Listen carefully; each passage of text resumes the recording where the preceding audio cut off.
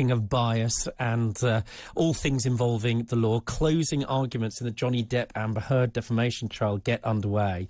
As we're sitting here, we've heard lawyers for Johnny Depp say to the jury, this is a hashtag Me Too case with no Me Too, and Vasquez, the rather attractive, rather brilliant, I have to say, lawyer for Johnny Depp, look to the jury and say to them, give Johnny Depp's life back. Now, we wanted to invite a British barrister and American attorney at law, Rob Garson, who's the founder and managing partner of GS2 Law, an international expert, back onto the show to give us a rundown of everything we need to know about the trial that has quite literally taken over my evenings and the world. It's the most hashtag thing pretty much on social media. Rob Garson, you know, it is very difficult to know where to begin with this trial. There are so many legal and social implications. Let's start with the law. Looking at it, in general terms, what's your rundown of it? Well, as the law or where the case stands at the moment. Yeah. Because where the case stands at the moment is, well, first, it's been fascinating. Mm-hmm. And we've had some real breakout stars that have come in this case. From my perspective, as somebody who's run multiple trials in the United States and Britain, Depp's team has been fabulous. Right. Tactically fabulous. They've chosen the right witnesses, the right lawyers to cross-examine the other witnesses. Their body language is right, the way they've placed their table close to the jury, how Camila Vasquez has been flanking Johnny Depp on the one side all of the time, the proximity of the jury to Johnny Depp to humanize him, the clothing that has been chosen, all of that. Depp's team has played absolutely perfectly. It's something you could teach in law school. Mm-hmm. Whereas Amber Heard's team, right, in terms of the personalities, the likability factor, don't get me wrong, they're all very capable lawyers. Oh, no. See, I was with you up until that point.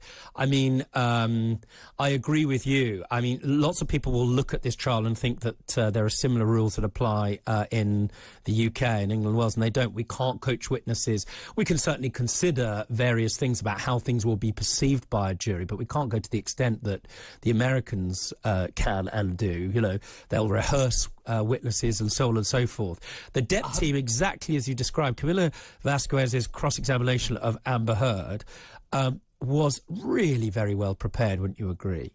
Is very well prepared. What Camila Vasquez does is she's got a real line of where she wants to go, and she goes with it. Like, I do not understand why Heard's team called her yesterday. Vasquez was magnificent in the way that she hammered away at her. Your lies have been exposed to the world multiple times. Mm-hmm. Your witnesses didn't corroborate the wrist in Hicksville. Right. The manager didn't corroborate the trashing of the room. Right. The TRO issue, the temporary restraining order issue, where the TMZ magically popped up at the courthouse, and Amber Heard paused and turned to show her allegedly bruised cheek at the time. Vasquez hammered her. Can we just pause? The reason I stopped you is because you said, unlikely for you, perhaps you were having an uncharacteristic moment of lawyerly kindness towards your learned friends over the pond, but you said that you thought that Amber Heard's team had also put their best foot forward. My emphasis, not yours. I have to say, it's been characterised, it seems to me, by on the bus's incompetence. Yeah, well, look, it's very difficult. I would hate to have my work and my life exposed all of the time. You lay yourself bare as an advocate in court all of the time. However, you look at the difference, and there is a quality difference. Wayne Dennison's cross-examination, to me, the complete star of this show. Right. Wayne Dennison, who cross-examined the experts, his cross-examination of Spiegel, was this the psychiatrist? Yeah, I have to say, I was in. It was the most extraordinary moment. Just to be clear, Spiegel was the psychiatrist who alleged that Johnny Depp, amongst other things, had psychiatric issues. Who'd never met him and broke the Goldwater rule, which no doubt you can explain to us. Correct. Well, no, but he also called him an idiot in the course of what was going on. Wayne, it was like watching, I don't know, Doc from Back to the Future, being cross-examined as he gurned his way through explaining. What Dwayne Dennison did very well is he turned the other person's expert into his own expert. He did the same thing with Dr. Hughes in the same regard, who didn't follow the manual or the directions that she was supposed to have followed when making her own evaluations. Right. All of the expert evidence that has come out from Heard's side has been eviscerated by Depp's side, whereas Depp's experts, for example, Richard Marks, who was the lawyer and deal broker, that came out with the common sense that everybody wanted to hear of, saying, look, Amber Heard was never going to earn the same thing as Jason Momoa. Right. This $45 million Dr. Evil type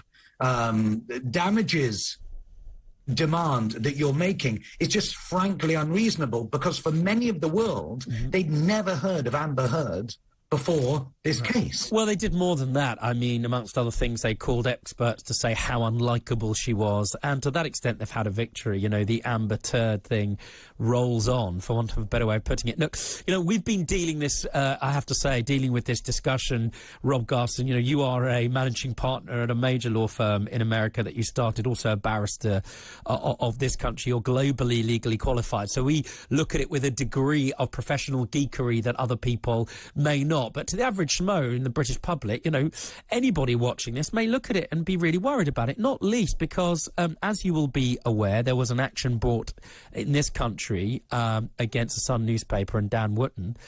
And that action was based upon the fact that Depp sued them for calling him a wife beater. Now, the judge in this country ruled in favour of News, ruled in favour of the Sun and of Dan Wootton, said that as far as he was concerned, on the balance of probabilities, that various attacks had taken place. Consequently, it was reasonable, it was justified for the Sun to call him a wife beater, because what had been said by Amber Heard was substantially true. Now, amongst other things, part of the judgment, as far as I understand it, and I'll be corrected if I'm wrong, was the fact that the judge had been told in the course of evidence that Amber Heard had given away her $7 million divorce settlement. Now, that was, it seems, potentially part of the judge's, well, it affected, or the judge in the UK gave some weight to that in coming to his conclusions.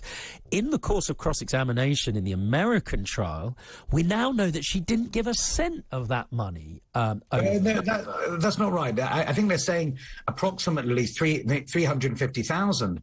But what she's saying is there's a difference, but now she's saying there's a difference between pledge and donates. So that this sort of semantics juries don't like, because when you come across with something positive, and it's not entirely true. Just a quick one, because you don't have to. Do you think she could be in danger of being prosecuted here for perverting the course of justice, potentially? Potentially perjury, potentially perverting the course of justice, yes. There's certainly a case for it at the moment on the face of the evidence if you compare the two, but it's very, very rare. Well, I'm afraid to say I'm going to have to go, but I'm going to recommend her to you in the event that she needs you. In the meantime, that was Rob Garson, founder of GS2 Law, and you're listening to me, Rob Rinder, Talk Radio Studio. This is Talk TV.